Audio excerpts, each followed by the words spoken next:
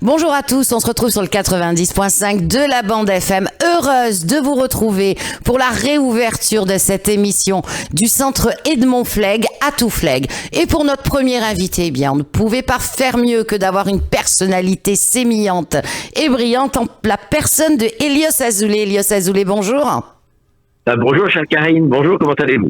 Écoutez, moi je vais très très bien, écoutez, surtout très très heureuse, puisque ce soir, mercredi 15 mars, à 18h, nous aurons l'honneur et le plaisir de nous retrouver pour une rencontre littéraire à la librairie Prado Paradis, dans le 8e arrondissement à Marseille, plus exactement, je dirais, au 19 avenue de Mazarques, pour une rencontre littéraire autour d'un livre pour Tommy, sorti aux éditions du Rocher.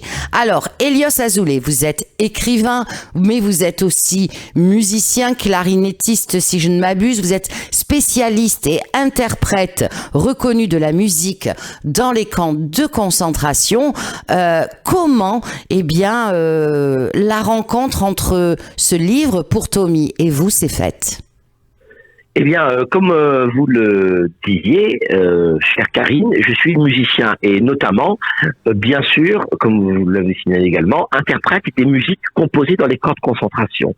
C'est un répertoire aussi bouleversant que poignant, très peu connu, mais quand on cherche des partitions, naturellement, c'est-à-dire qu'on s'intéresse à la création d'œuvres d'art réalisés dans les camps de concentration, et bien on finit aussi par tomber sur un certain nombre de dessinateurs, de dessins sublimes, bouleversants, voilà, terribles réalisés dans les camps. Et au milieu de mes recherches, donc, je suis simplement tombé sur la reproduction d'un certain nombre d'aquarelles qui, comment dirais-je, étaient et se situaient à l'exact opposé de tout ce qu'on pouvait imaginer être né dans les camps en termes de création, c'est-à-dire des dessins magnifiquement tendres, infiniment poétiques, beaux, simples et enfantins.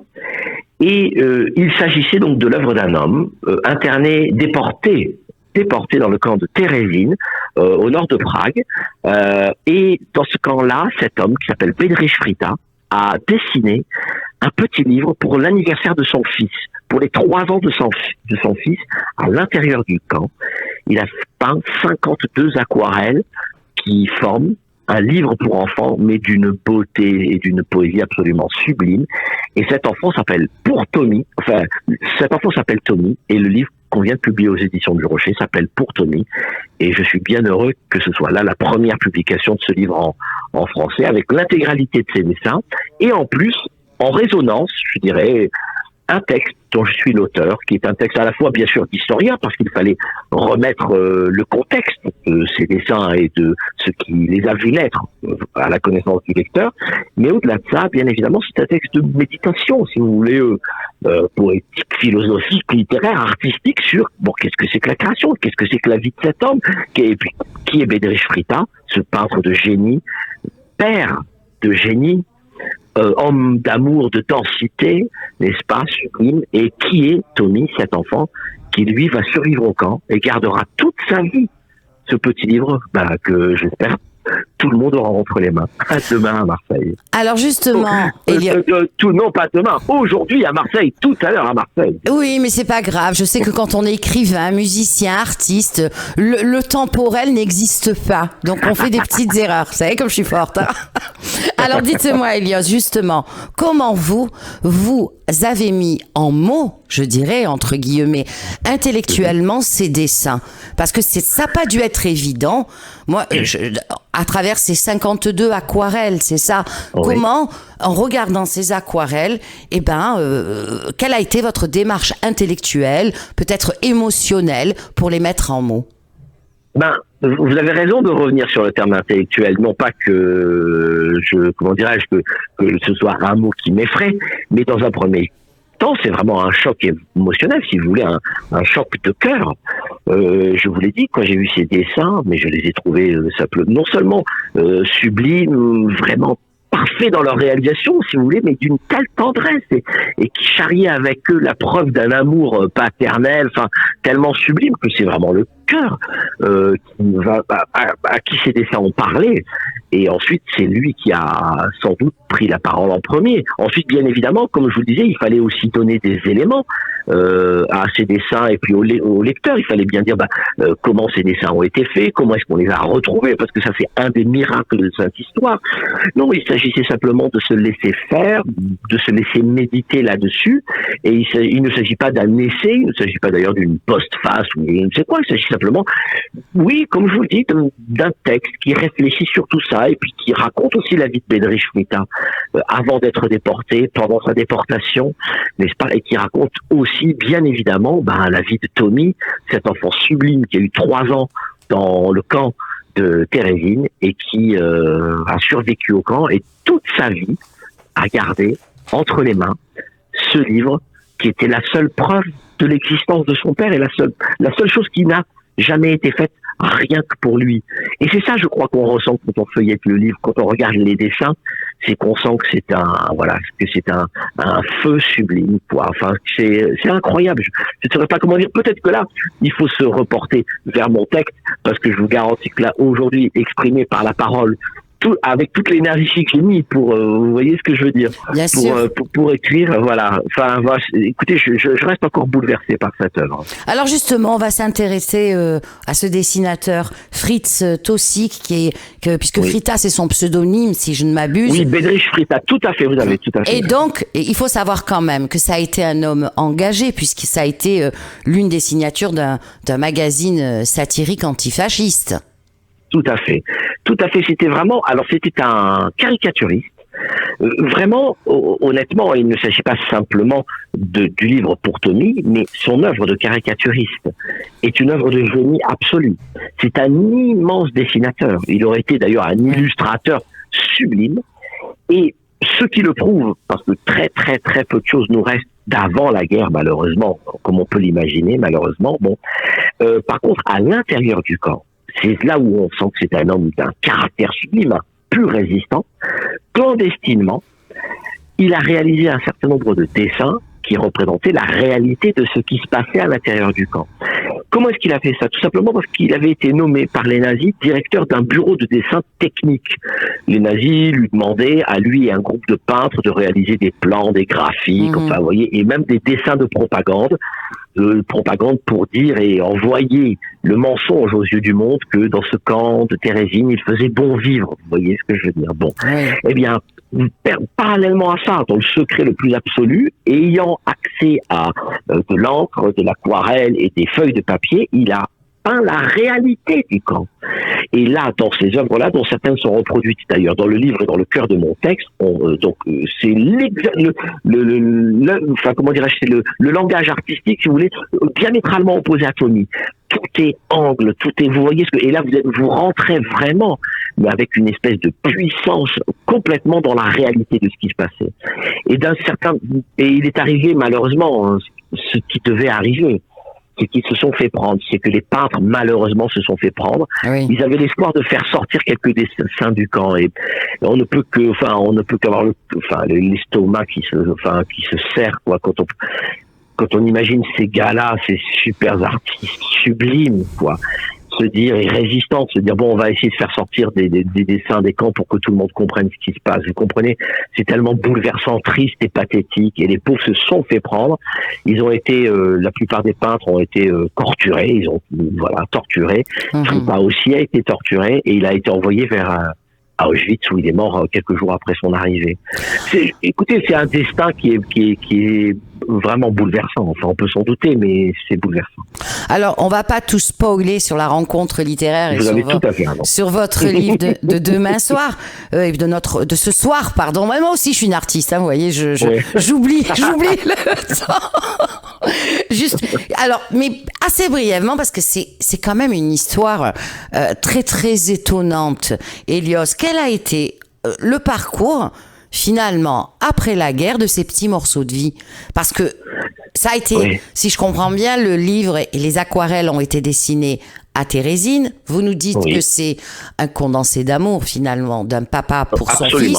Le père meurt en déportation, le fils survit. Comment on en arrive à 2023, ce livre ? Oui, c'est là une des grandes questions, vous avez tout à fait raison. Eh bien, la veille de son arrestation, Bedřich Frita a appris que des dessins avaient été retrouvés, c'est-à-dire les dessins clandestins, les dessins de résistants, les dessins interdits.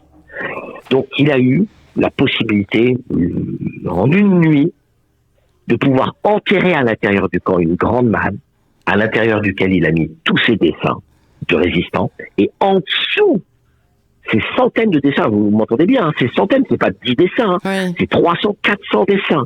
En dessous, il a mis le petit livre pour Tommy au fond du coffre. Lorsqu'il était porté avec un camarade vers Auschwitz, après avoir été torturé et n'avoir rien avoué, lorsqu'il est envoyé vers Auschwitz, dans le convoi, on peut imaginer, n'est-ce pas, que avec le peintre, son ami Léoas, lui aussi déporté pour les mêmes raisons, ils s'avouent l'un à l'autre là où ils avaient planqué leurs dessins respectifs.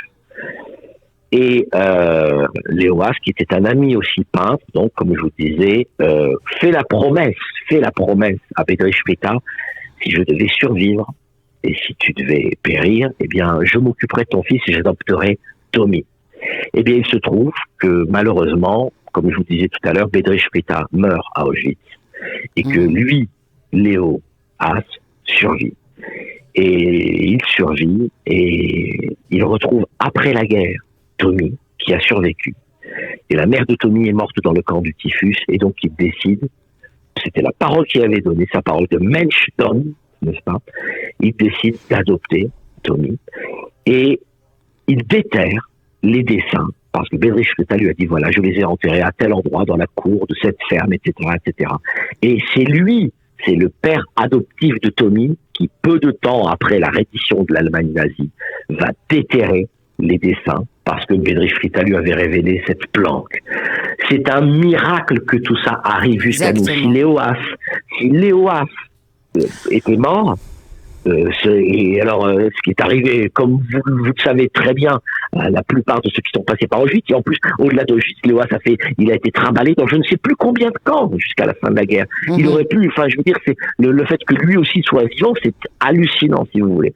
Bon, eh bien, si Léoas, n'avait pas survécu, nous n'aurions ni les chefs-d'œuvre de résistance et d'intensité de Bedřich Frita, ni le fameux petit livre pour Tommy, ce chef-d'œuvre d'amour que je suis bien heureux de publier, de présenter aujourd'hui à 18h à Marseille. Alors justement, la soirée va se décomposer en deux parties. La première partie, nous procéderons, Elios, à cette fameuse rencontre littéraire pour mieux connaître ce livre pour Tommy, pour mieux vous connaître aussi, à vous aussi, parce qu'à travers un livre, on parle aussi d'un auteur, d'un écrivain. Et comme vous êtes, et vous avez plusieurs casquettes à votre arc et que vous êtes aussi musicien, eh bien, on ne pouvait pas vous laisser partir sans une deuxième partie avec un mini-concert où vous serez accompagné au chant par Marielle Rubens. Et c'est une de vos compositions, et ça s'intitule Berceuse pour Tommy. Vous pouvez nous dire quelques mots ? Oui, alors déjà je note plusieurs choses, c'est que je n'avais jamais entendu l'expression avoir plusieurs casquettes à son arc, et je la retiens parce qu'elle est extraordinaire. Et elle est Mais je suis extraordinaire, sachez-le. Elle est vraiment extraordinaire et je l'adore. Et vraiment vive l'invention, c'est vraiment génial. Donc j'attends. Donc ça, permettez-moi de vous cliquer pour un de mes romans. Avec plaisir. Okay. Alors, dites-nous, parce que malheureusement, je resterai conversée très longtemps avec vous, mais le temps passe. Oui. Dites-nous quelques mots sur cette composition Berceuse pour Tommy.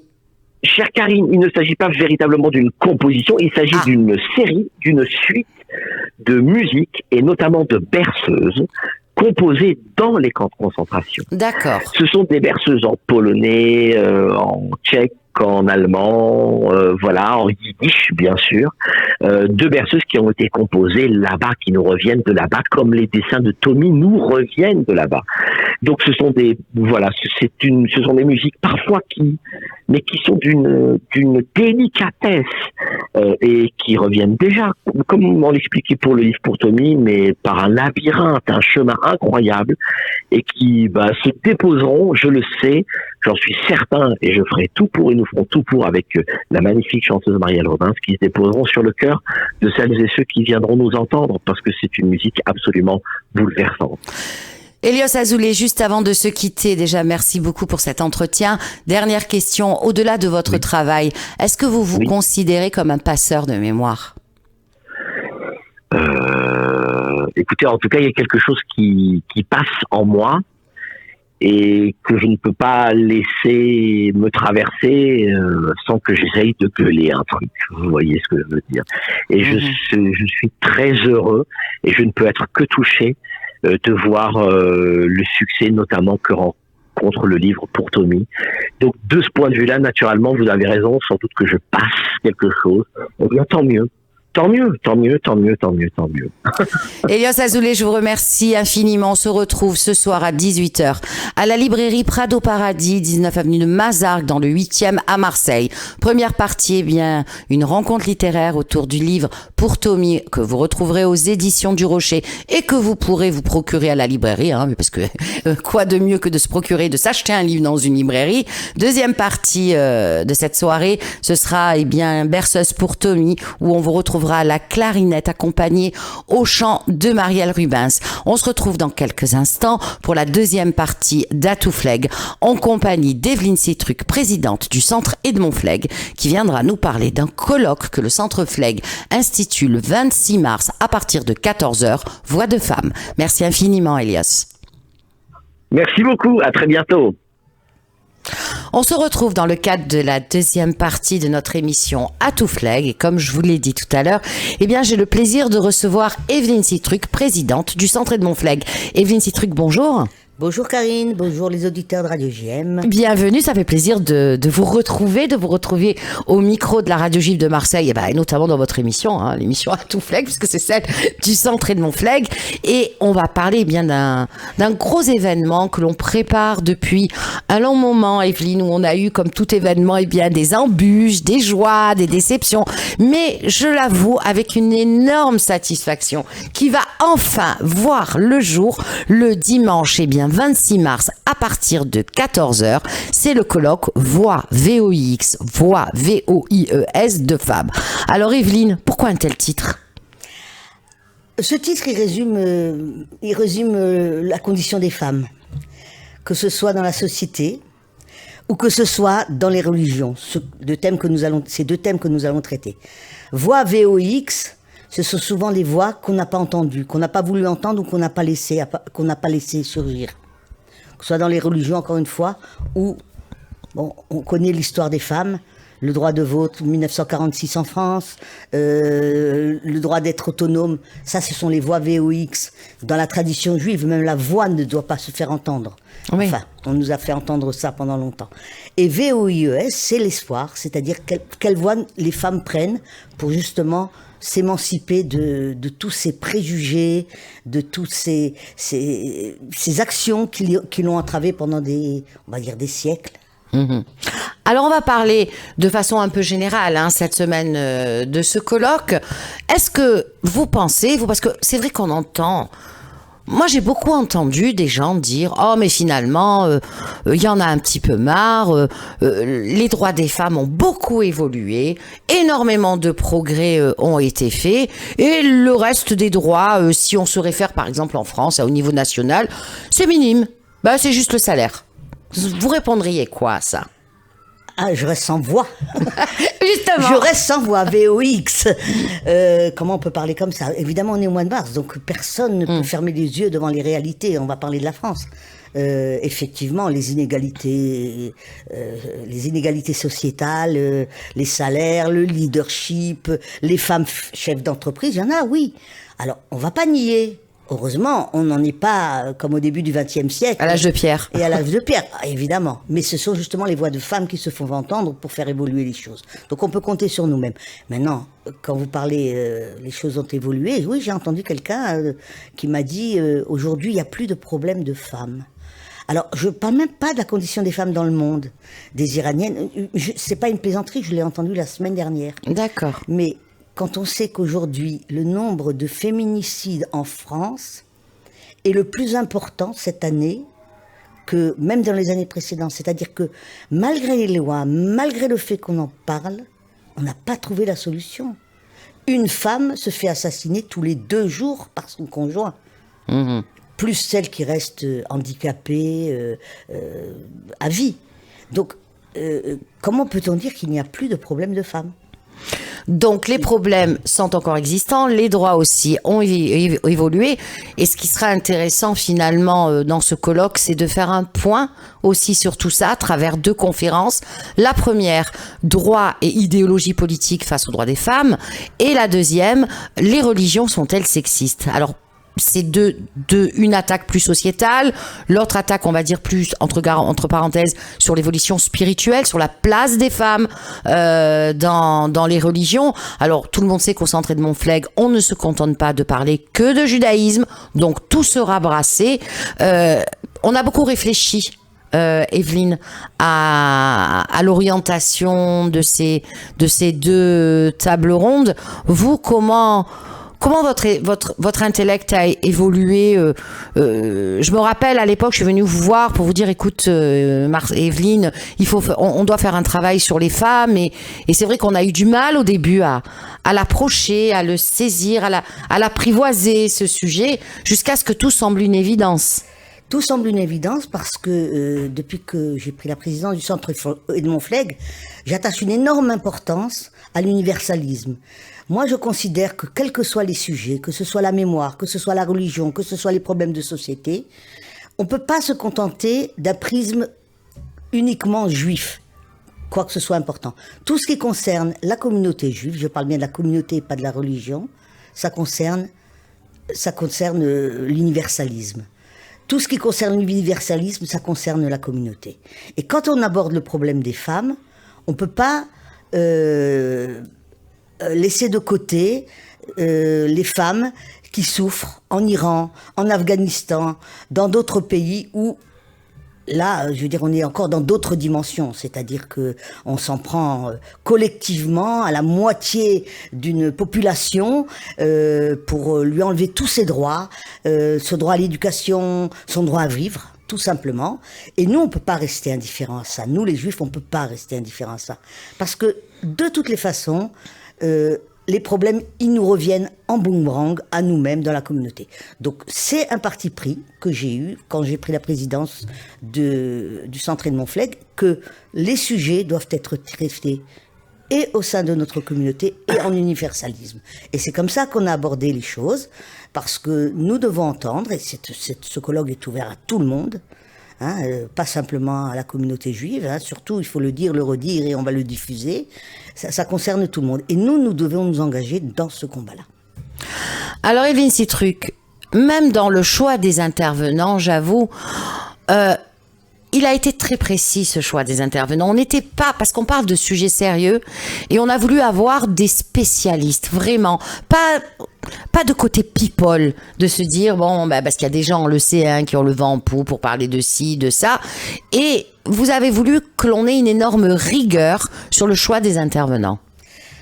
Oui, il faut que les intervenants qui vont s'exprimer aient une expérience, aient une histoire. Oui, une expertise aussi. Une expertise, des choix de vie, des femmes religieuses qui ont fait un choix de rentrer dans le judaïsme progressiste tout en ne voulant pas renoncer à leur engagement religieux, des femmes qui ont eu le courage de passer le pas qui ont eu le courage de passer le pas un jour en se disant, en sachant, je voudrais quand même, je tiens beaucoup dans cette émission à rappeler combien ici au Centre Edmond Flegg, lorsqu'on a voulu faire un certain nombre d'expériences qui ont été bien sûr sous-tendues par de la connaissance, parce qu'il ne s'agit pas nous ne sommes pas des militantes, nous ne sommes pas des militants au Centre Flegg, on est des gens qui essayons d'interroger l'histoire, d'interroger les textes. Et c'est à partir de là qu'on se permet de faire un certain nombre de choses.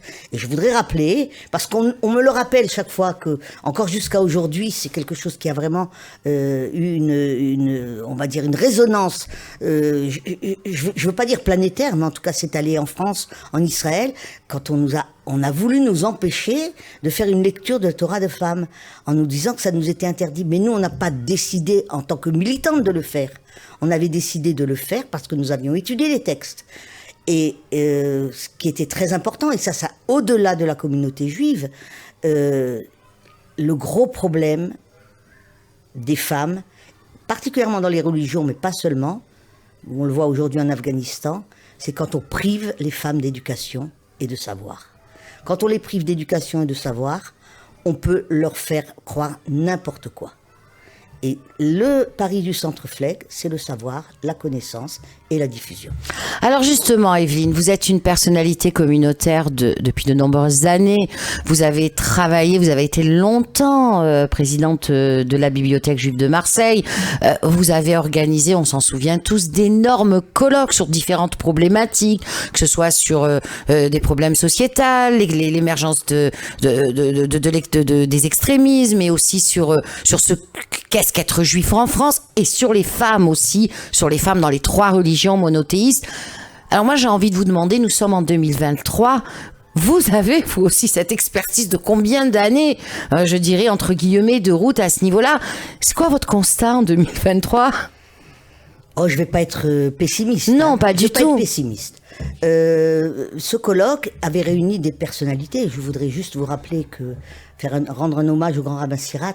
Oui, qui nous a quittés malheureusement. Il y a quelques semaines, et qui a fait ce qu'on appelle la leçon inaugurale, et qui a écrit un texte que malheureusement je n'ai pas retrouvé. Alors si quelqu'un d'entre vous peut mettre la main dessus, je serais très très heureuse qu'il nous le fasse passer.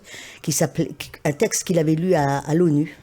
Dans lequel il disait: nous devons demander pardon à nos femmes, à nos sœurs, à nos mères, pour les avoir traitées comme on les a traitées pendant tant d'années. Et c'est le grand rabbin Sirat qui avait fait ce texte qui était tellement merveilleux, et ça avait débuté comme ça. Et on avait effectivement des experts.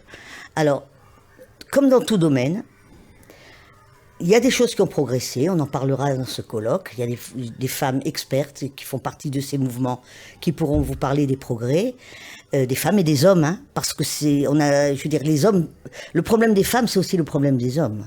Hein, comme le problème des antisémites, c'est aussi de l'antisémitisme, c'est pas le problème des juifs, c'est aussi le problème des non-juifs. Oui. Et le problème des femmes, c'est aussi le problème des hommes. Alors on peut toujours se battre. Au début, on se bat seul, et puis les hommes nous rejoignent. En Iran, le combat des femmes ont été accompagnés par les hommes. Et c'est ça qui a fait vraiment qui a donné de l'importance à ce combat. C'est qu'elles se sont pas retrouvées seules. Donc, je dis toujours, quand une société est en déclin, quand les populismes viennent au pouvoir, le droit des femmes régresse. Donc il reste fragile. Il reste toujours fragile. C'est pour ça que il faut pas entendre les petits messages qui sont dits mais les femmes, elles ont maintenant tous les droits. Non. Regardez ce qui se passe aux États-Unis, la plus grande démocratie du monde quand même. Aujourd'hui, on a pu enlever dans certains États, on va dire conservateurs, au nom de la religion, on a pu enlever un droit fondamental qui est celui du droit à l'avortement. Alors on a posé la question, on va la poser. Est-ce que ce risque existe en France ? Je pense, puisque ça a interpellé le président, puisqu'Emmanuel Macron a décidé de l'inscrire dans la Constitution. Oui, parce que moi j'ai été étonnée, et je ne le pensais que jusqu'à présent, c'était pas un droit constitutionnel. Donc c'est un droit qui peut être mis en cause. Donc c'est vrai que ça a aussi une fonction d'alerter d'autres pays, et on dit que la France serait vraiment à l'avant-garde de tout si elle faisait ça, quoi. Je veux dire, on est quand même... Mais moi, c'est ça qui me choque, c'est quand on dit ça, on est quand même en 2023. Quels sont les pays qui sont épargnés ? Je m'excuse d'en parler. Israël aussi se pose la question du droit des femmes. Il se pose la question et sur le plan religieux et sur le plan sociétal. Et si, je ne prends aucun parti, mais si tant de gens sont dans la rue aujourd'hui en Israël et ne se démobilisent pas, c'est parce qu'ils ont peur. Ils ont peur que ce droit leur soit enlevé. Le droit des femmes et d'autres droits démocratiques. Mais quand on revient à des sociétés non seulement populistes, mais on va dire réactionnaires. On renvoie les femmes à la maison, on leur donne, elles redeviennent que des mères. Je ne dénigre pas du tout le rôle de mère. C'est un des plus beaux rôles que nous avons, nous les femmes. Mais il n'est pas exclusif. Nous avons nos libertés. Nous avons acquis un certain nombre de libertés.